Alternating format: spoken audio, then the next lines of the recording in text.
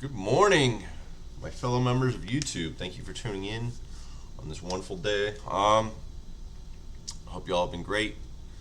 I know as we're getting into July here, it's been a few weeks since I uploaded, and I apologize. But I'm back, and we're going to talk about another topic kind of related to the last video I did. So I'm sure no one watched it. It's 45 minutes long. But I was talking kind of about libertarianism and what it means. And so it was two things: limited government and maximum and individual freedoms. So, and I think this is kind of important because, well, things have been happening in the world. I'm sure some of you paid attention, and not too far off our border, there's been protests. Now, what were they protesting? Oh, an authoritarian dictatorship. That's right. Well, that kind of sounds just like the topic we were talking about, right? We need to limit the government, maximize their freedoms. It's what they want, right? It's not what they're getting. And this is Cuba I'm talking about. Good old Cuba. It's been a while since we heard about this, basically since Obama was in office. But let's dive back into this. So,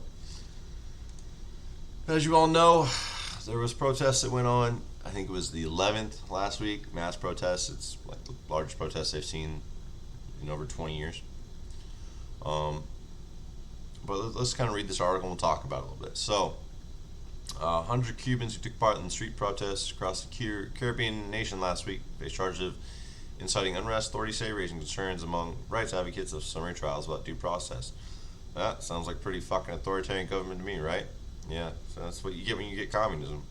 The whereabouts of 100 arrested demonstrators is unknown, and others are being held incommunicado without charges 9 days after nationwide demonstrations rocked the country. Cuban police have arrested an estimated 500 demonstrators and activists who are among thousands who poured into the streets on July 11th to protest against deterring living conditions, lack of freedom, scarcity of basic goods and service, including COVID-19 vaccines under the communist regime. Now, I kind of want to point to this, and we're gonna stop here because I think these two lines are kind of get the heart of this, right? So, as we know, excuse me, Cuban is a communist dictatorship. Has been fucking forever. Basically, it's been 60 years now, I think. Oh, longer than that, because it was that way in the 60s. Oh man, it's been a while. And this is something that a country that we have dealt with in the past, Bay of Pigs, should ring a bell. And we've had an embargo on them basically since then, since they tried to put nukes on their shore. And well, I think that kind of that's our bad in a way. That has not helped them and the people of Cuba. Now we've done it to try and keep this little communist nation in check. So that scarcity of goods and service, including COVID-19 and vaccines. Now, that being said, certain people have held this, have really held Cuba up as this great shining light. Talking about you, Bernie Sanders. Talking about you, Obama. They have these wonderful medical systems and they have these great schools, right? Well, I think Bernie Sanders might have walked that back a little bit. And he said that when Castro came in, he increased. What was his wording? Public education. Like he improved it. Well, when you got nothing and you make something out of it, that's improvement. It doesn't mean it's good. And as far as medicine, like they have a wonderful system down there, right? Well, are you sure? Because they don't even have COVID vaccines on it. Now they probably don't have the fucking resources to make them because it's a little island that has been heavily embargoed by the United States. And we could fix all that, like literally. Open up the embargo, let them have all they want, and sure you can empower a communist government, which I don't agree with, but you're making millions of people suffer. Actually, is it millions? What is the population of Cuba? Let's see. Cuba. Excuse my spelling.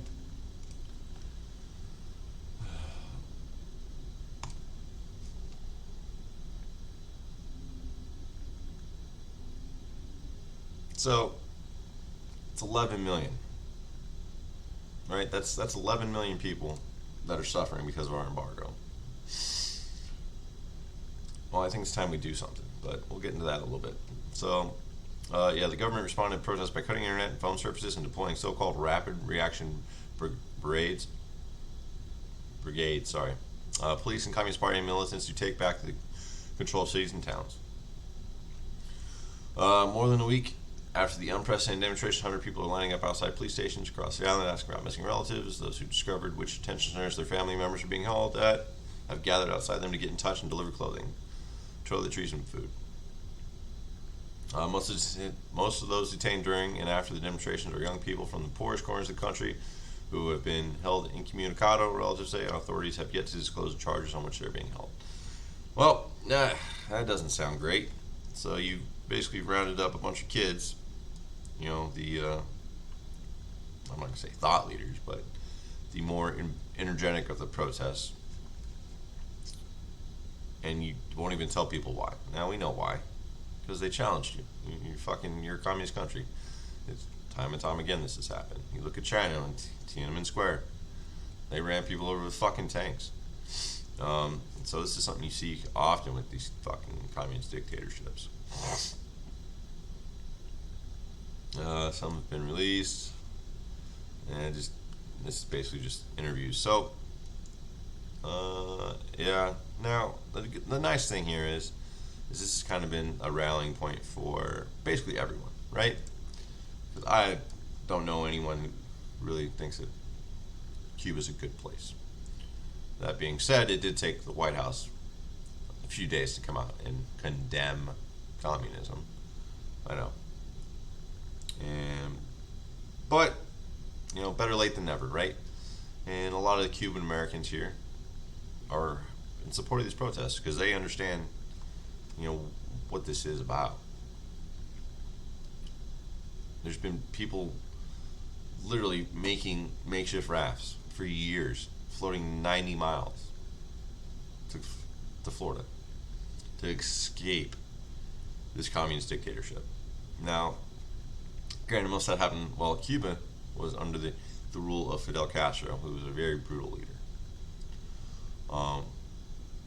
But he's gone now. But nothing's changed. They're still rallying people up. Are you kidding me? Like, they're gonna put this dissenters down because they're against the revolution. The revolution's over, buddy. You guys won that fucking long time ago, but they ain't gonna stop that because then what's gonna keep people together? So a lot of this is our fault as Americans. We've done a terrible job, I think, when it comes to Cuba.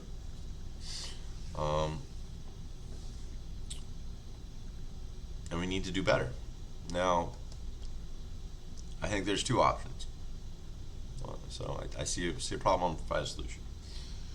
We either lift the embargo and kind of let Cuba flourish, which will help the people.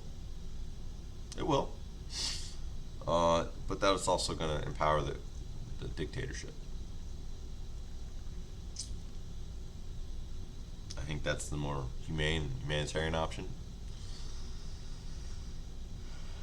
And probably the one I lean towards. But option number 2, right? So, there used to be this thing called the Monroe Doctrine. Basically, told the world, stay the fuck out of the Western Hemisphere. That's ours. We are going to police it. We're going to be the ones to handle it. And that was kind of how things went. This was, wasn't really challenged until Russia tried to put fucking nuclear missiles in Cuba. That whole debacle. Well, that all got passed over, went away. And I think for the most part, that was the largest challenge to the Monroe Doctrine. Many years later, maybe it's time to relook at that and go in and free the people of Cuba. I know. Another territory or another regime change war. How dare we? Hasn't worked out in Afghanistan, hasn't worked out in Iraq. I know. It's bad. But I would also point out, one, these people when they were protesting, they weren't calling for Russia to come help them. They weren't waving Chinese flags. They were waving American flags because America represents liberty. We were once the great defenders of freedom, and the people know that. And they're 90 miles off our shore, right? So they sit next to what they think is this great beacon of hope, and we do nothing. I think we do worse than nothing. We took the worst option for them as people, right? Now, you're talking about, well, let's not go do another occupational war. It's not going to change anything. Has never worked, right? Well, I would disagree. If you look at South Korea and Japan, those are places that have thriving economies, are great. Well, at least South Korea is kind of very thriving democracy. In Japan, I don't know if are they democratic. I think they are. I should know this. I stayed there for fucking 3 years. I should know the form of government they have. But anyways, these are two countries that have wonderful economies. They've been really rebuilt. You look at what happened in Japan after World War II. Yes, we occupied them for years, and we still have bases there, quite frankly. But our presence, even though it took a long time, has been a benefit for good. Same thing in South Korea. After the Korean War, we kept the South, and the communists kept the North. And if you look at, the South versus the North, I don't even think I need to go into that, comparison, because there's not one to be made, realistically. So, I think there's a case to be made that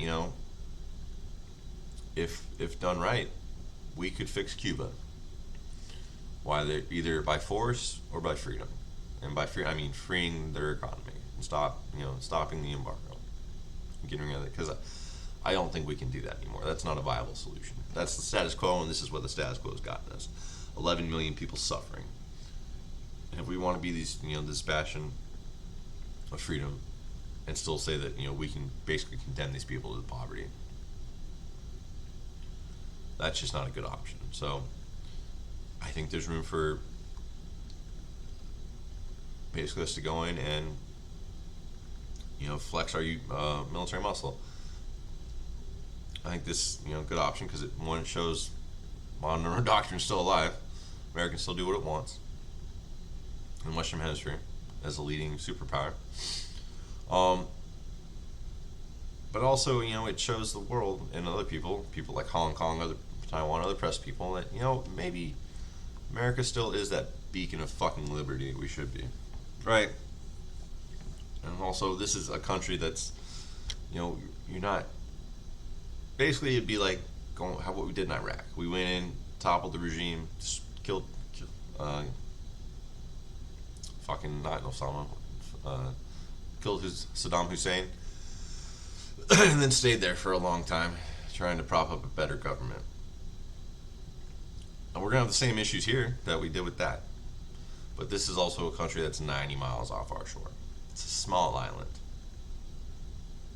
And you also don't have radical Islamists occupying it. So I think overall you can make a case for either. Now, loss of life and war I'm kind of sick of, to be fair. Do I think it'll work? Yes. Do I think it's long term the better option? Well, in ways it has its upsides, has its downsides. Obviously, because this ain't gonna fix itself overnight. That means we're gonna need an occupational force that stays there for years to prop this shit up. Or the other option, we lift the embargo.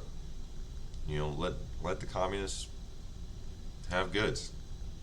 Sure, it's gonna kind of empower the government, but it's gonna help the fucking people, right? And that's what we need to do. But inaction on this issue is no longer a fucking option.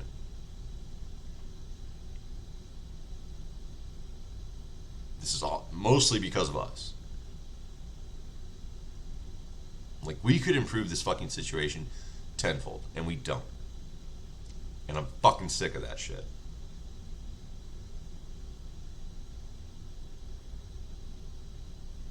So go on with guns or free up their fucking economy.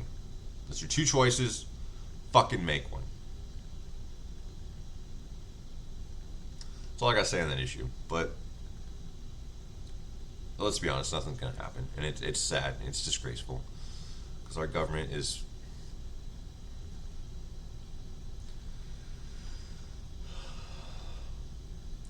We are not the America of old. We are not the leaders of the free fucking world. Like we should be.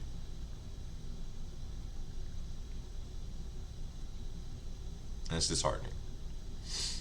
Maybe I'm wrong. Maybe they'll do something. Maybe we'll improve things. I hope so. For all those people's sakes. But that's what I got. Thank you for tuning in. And y'all have a good day.